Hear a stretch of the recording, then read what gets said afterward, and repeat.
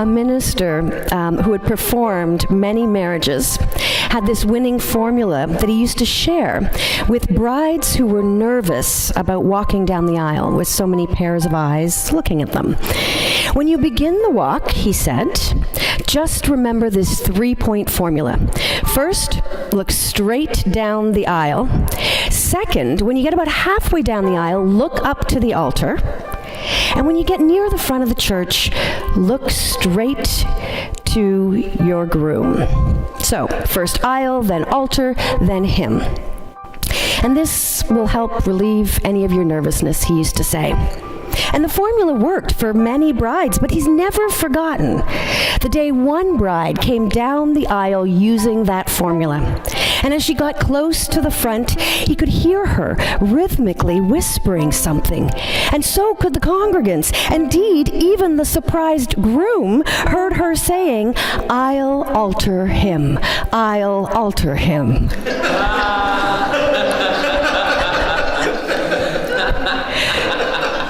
Now, most brides don't have much luck altering their spouses. And despite what all the self-help books will tell you, many of us have a hard time changing ourselves as well. A story is told about a man who preached this impressive sermon seeking to be the pastor of a new church. And everyone loved it, and they voted for him to become their new pastor. And then they were a bit surprised, however, when he preached the same sermon on his first Sunday there. And even more surprised when he preached it again the next week. And after he preached the same sermon for the third week in a row, the church leaders got together to find him and ask him what was going on. And the pastor assured them, "I know what I'm doing. When you start living out the sermon, I'll move on to the next one." The congregation sitting in the synagogue that day in Capernaum, they heard Jesus offer this new teaching. And Mark doesn't give us the words of Jesus' sermon that day. He tells us what Jesus did. A man was suffering from demons, and Jesus exorcised them. And this miracle of Capernaum was the first one in Mark, and there would be 18 miracles in the book of Mark, and 13 of them related to people being healed.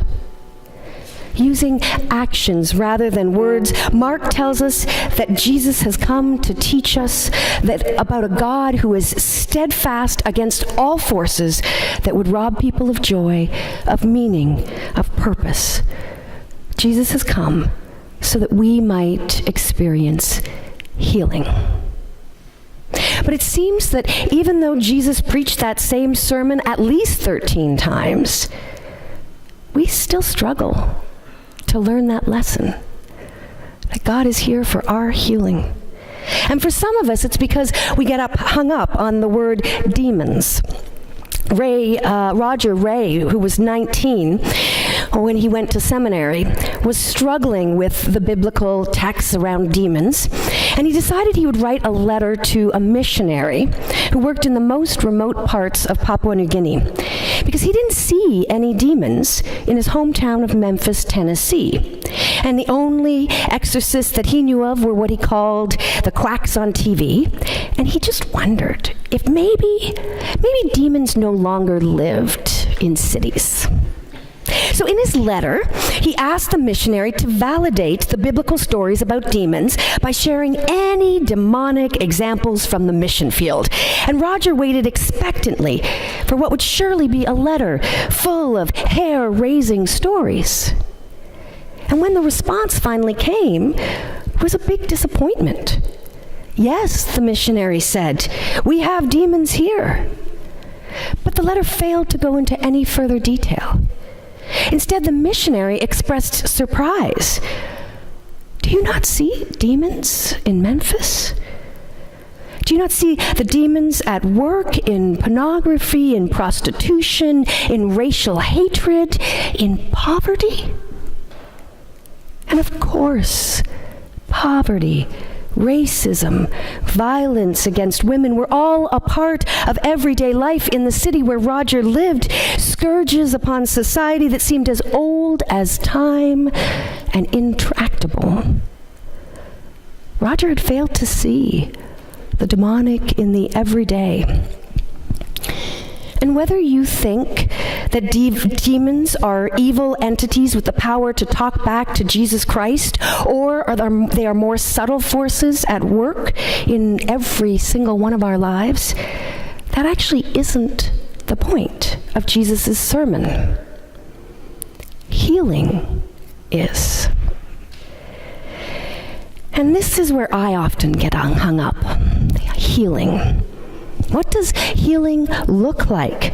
Why does it feel like God responds to some prayers but not others? And when I get stuck in this loop, I turn to the words of Reverend William Coffin Sloan, who preached a most painful, honest, inspired sermon just weeks after his son Alex had plummeted into the Boston harbor driving too fast on a dark and rainy night and died.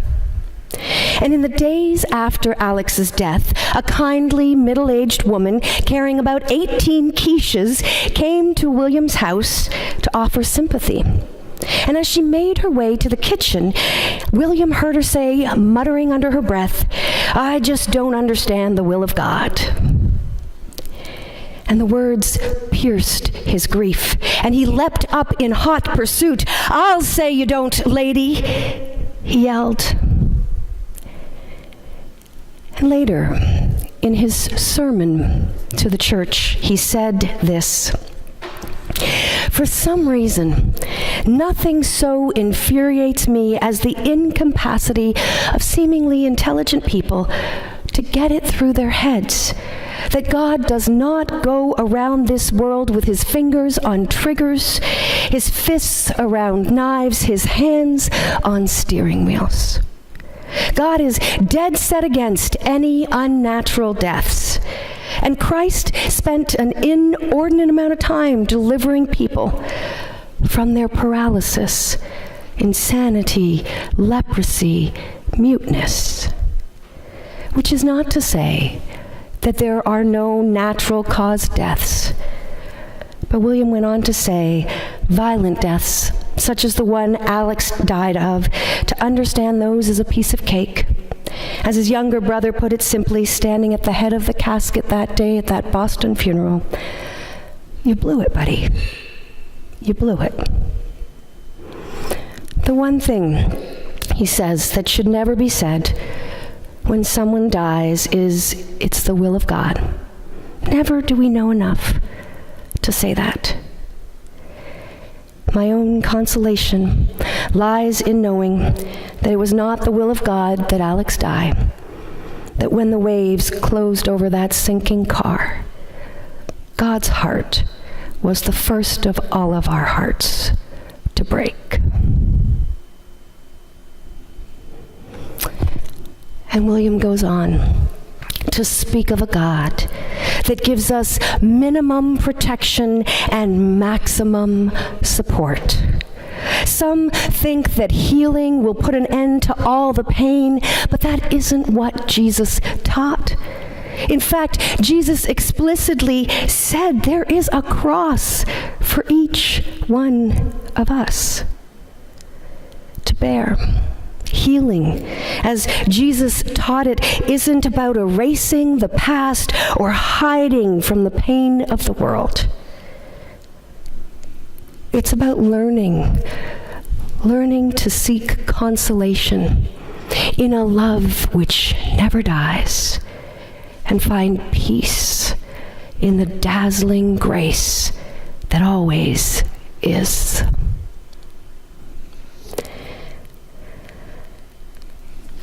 I've been learning a lot from my children. Sometimes my heart wants to break when they tell me of the evil and the suffering that their short little lives have known. But they are also teaching me how to heal. I'm learning at their feet, like Mary and Martha did with Jesus.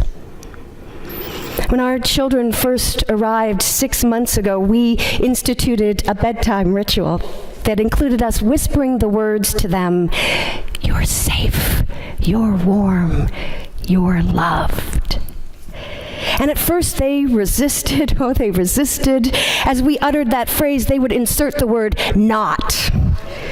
You're not safe. You're not warm. You're not loved. And it took a while before they began to listen, to take in the words without interrupting. And then one night, after all the teeth had been brushed and the stories had been read and the lights had been turned out, from one of the kids' rooms, we heard someone whispering, "I'm safe, I'm warm, I'm loved."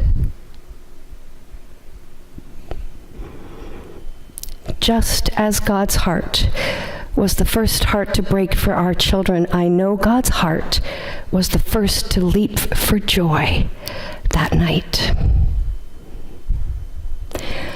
God is steadfast against all that robs us from joy, meaning, purpose, and hope.